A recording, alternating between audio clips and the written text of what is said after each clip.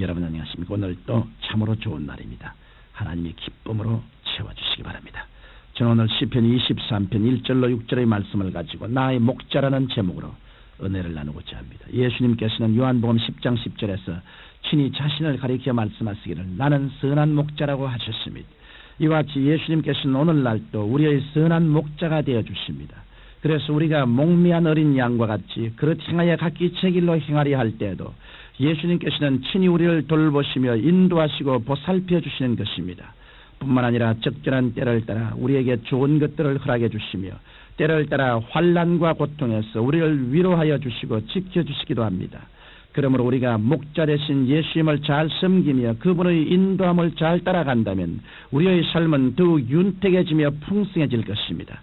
그런데 성경의 여러 인물 가운데서도 목자 되신 주님의 은혜를 누구보다도 확실히 체험한 사람이 있습니다. 그가 바로 다윗입니다. 그는 왕이 되기 전에 목동으로 지낼 때의 체험을 통해서 하나님과 깊은 영적 교제를 나누었습니다. 바로 그러한 체험을 토대로 한 신앙 고백과 찬양이 바로 시편 23편입니다.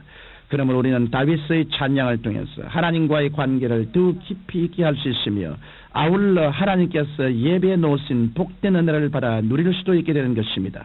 그러면 선한 목자 되신 주님께서 우리를 위하여 베풀어 주신 축복에는 어떠한 것들이 있을까요? 첫째로 주님께서는 우리를 푸른 초장과 쉴만한 물가로 인도하십니다. 먼저 다윗은 시편 23편 1절에서 여호와는 나의 목자시니 내가 부족함이 없으려다라고 노래했습니다. 이 정도로 다윗은 하나님 안에서 부유의식을 가지고 있었습니다. 다윗은 부족함이 없는 이유에 대해서 하나님께서는 먼저 푸른 초장에 누이시게 하시기 때문이라고 노래했습니다. 목자가 양을 푸른 초장으로 인도해 주면 양은 먹고 쉬고 자고 깨는 문제에 대해 염려하지 않아도 됩니다. 이러므로 우리도 주님을 온전히 따르게 되면 이 세상에서 무엇을 입을까, 무엇을 먹을까, 무엇을 마실까 하는 문제에 대하여 염려를 하지 않아도 되는 것입니다. 왜냐하면 우리의 목자 되신 주님께서 정한 시기를 따라 우리에게 피를 채워주실 것이기 때문입니다.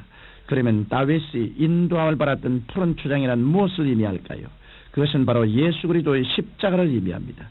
예수님께서는 십자가의 보혈을 통하여 그리고 죽으셨다가 부활하신 위대한 능력을 통하여 그리스도인들을 푸른 초장 십자가 밑에 인도해 주시는 것입니다. 그리스도의 십자가 밑 외에는 어느 종교나 어느 의식에 참여한다고 할지라도 결코 푸른 초장을 만날 수는 없을 것입니다. 예수님의 십자가 및 푸른 초장에는 먼저 우리의 일생의 죄에 대한 용서가 있습니다. 죄짓고 불의하여 버림받아야 함에도 불구하고 예수님의 보혈을 의지하기만 하면 예수님께서는 우리의 일생의 죄를 다 청산하여 주시고 하나님 앞에 설 수 있는 자격을 주십니다. 뿐만 아니라 십자가 밑에는 치료가 있습니다.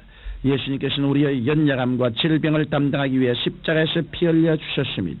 이러므로 우리가 십자가 밑의 그 푸른 초장에 가면 우리는 약속의 말씀을 통해서 연약함과 질병의 치료를 받을 수 있습니다. 나아가서 십자가 밑에는 축복이 있습니다. 성경은 갈라디아서 3장 13절 이하에서 그리스도께서 우리를 위하여 저주를 받으심으로 말미암아 우리로 하여금 그리스도 안에서 아브라함의 복을 받게 하셨다고 기록하고 있습니다.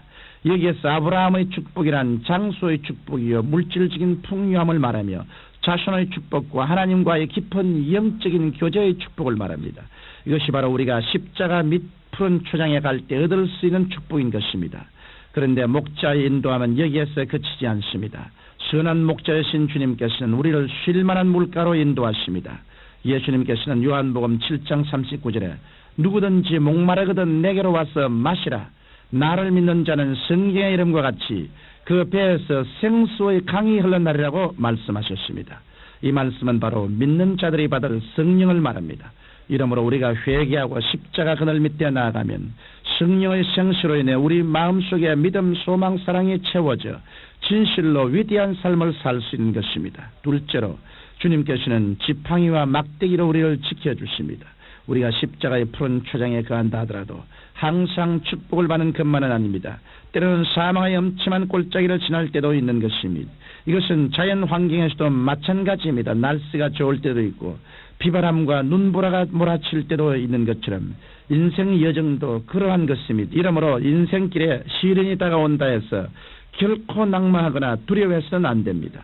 왜냐하면 시련이란 숨쉬고 살아있는 사람에게는 누구에게나 다가오는 것이요 또 그리스도인들에게는 비록 어두운 사망의 골짜기에서라도 목자 되시는 주님께서 함께 하시기 때문인 것입니다.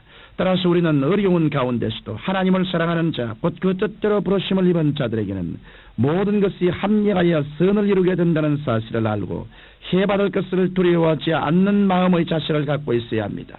더군다나 주님께서 지팡이와 막대기로 우리의 길을 인도하십니다. 지팡이는 양이 다른 길로 가면 올바른 길로 가도록 이끌어주는 도구입니다. 오늘 성령께서는 우리의 삶에 지팡이가 되어주셔서 하나님께서 예비하신 생명의 길로 우리를 이끌어주시는 것입니다. 또한 막대기라는 맹수를 막는 도구입니다. 목자는 맹수가 올 때 자기 양이 해를 받지 않도록 막대기로 맹수를 쫓아냅니다.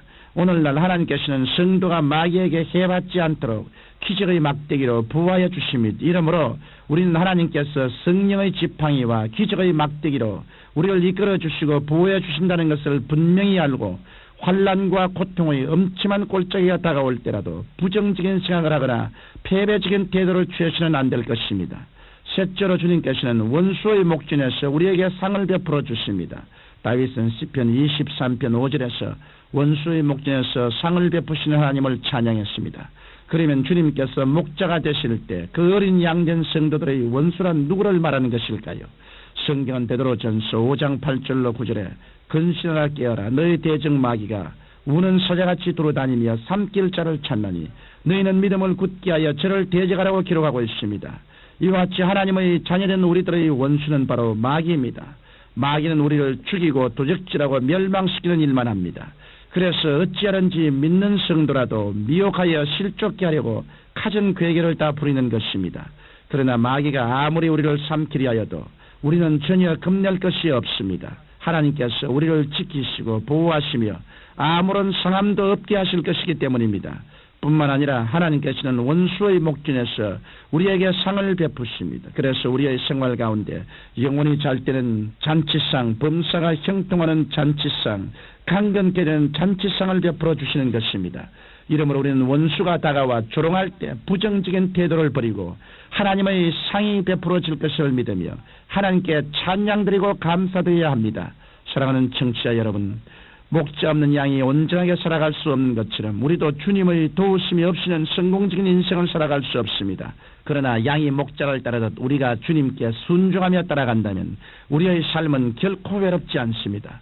우리의 선한 목자 되신 예수님께서는 우리를 푸른 초장과 쉴만한 물가로 인도해 주십니다. 또한 우리가 사망의 엄침한 골짜기에 있을 때라도 해를 받지 않도록 우리와 함께하여 주시는 것입니다. 이러므로 우리가 선한 목자 되신 예수님을 진실로 믿고 순종하며 따라간다면 우리의 삶은 조금도 부족함이 없을 것입니다. 하나님 아버지, 선한 목자 되신 예수님을 십자가 밑에서 충실하게 믿고 순종하며 따라가는 우리들 되게 도와주옵소서. 예수님 이름으로 기도합니다. 아멘.